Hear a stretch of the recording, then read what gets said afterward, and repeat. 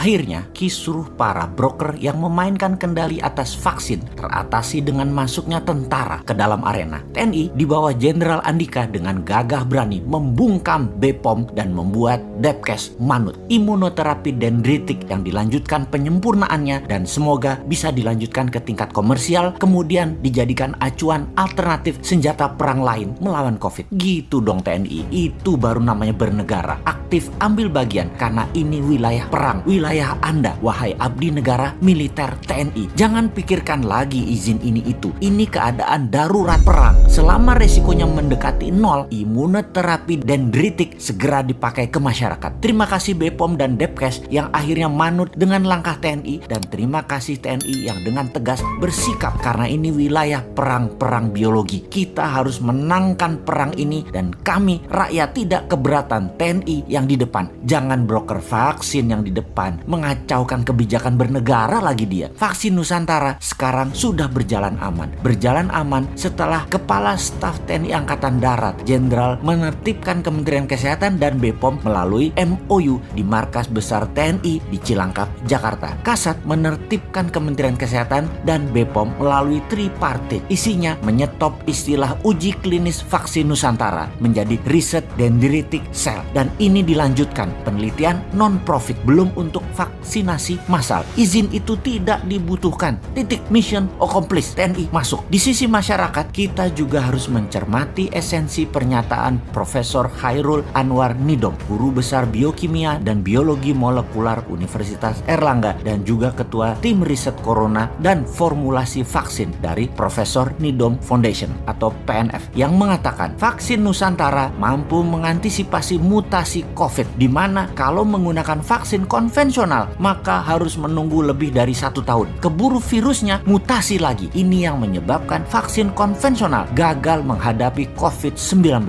Jadi vaksin Nusantara bukan konvensional vaksin, lebih tepat disebut imunoterapi. Vaksin Nusantara dendritik, cara kerjanya adalah darah pasien dikeluarkan, dipecah, dendritik selnya diambil, antigen virus dimasukkan. Sel dendritik dan virus berinteraksi. Setelah matang, serum disuntikkan ke dalam tubuh pasien kembali. Setelah itu, semoga para broker vaksin asing juga bisa di-stop tindak tanduknya, kemudian bisa mempercepat proses efikasi dan proses safety imunoterapi vaksin Nusantara. Dana vaksin asing yang nilainya triliunan rupiah menggunakan uang negara yang kebanyakan dipegang broker dan oligar semoga tidak berkutik lagi. Mereka itu sampai berani mempengaruhi para pejabat. Semua ini sebenarnya atas nama cuan, bukan atas nama humanitarian, bukan atas nama nasionalisme. Harus segera di-stop. Salah satunya dengan adanya imunoterapi vaksin Nusantara. Ini akan merubah permainan globalis tersebut secara telak. Militer Indonesia masuk itu patut didukung karena sebuah langkah terang-terangan melawan globalis. Jadi bagaimana kalau kita rincikan langkah itu? Siapakah Jenderal Andika sang kasat ini? Mengapa Jenderal Andika bisa menekan BPOM dan Kementerian Kesehatan? Agaknya kita mundur sebentar, mempertanyakan tanda jasa medali Legion of Merit Degree of Commander dari pemerintah Amerika di tahun 2020